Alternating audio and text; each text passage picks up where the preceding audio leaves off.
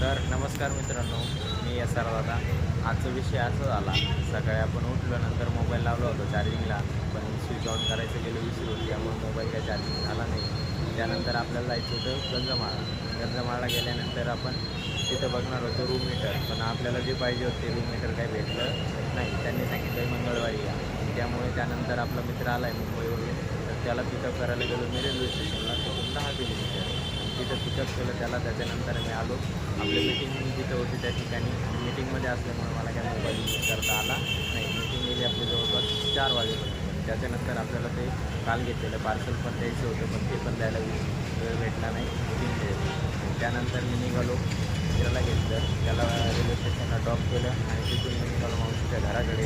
तिथं मावशीच्या घरी मावशीची गाडी लावली आणि तिथून आपली बॅग घेतली आणि आपले प्रोडक्ट घेतले जे काल आपण पार्सल घेतलेले ते घेतलं आणि तिथून निघालो आपल्या गावाकडे. तर आता मी आता इथे उतरलेलो, ते बघू शकता तुम्ही.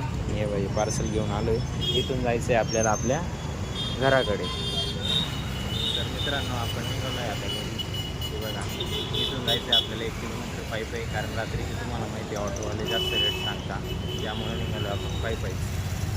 तर मित्रांनो, आल्यानंतर मी मोबाईल चार्जिंग लावला.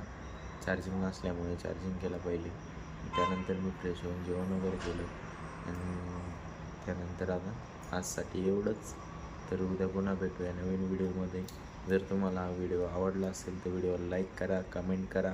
जर तुम्हाला अजून कशाबद्दल व्हिडिओ पाहिजे असतील तर ते पण कमेंट करा आणि तुमच्या भावाला असं सपोर्ट करा. एकच वादा, येस सर दादा.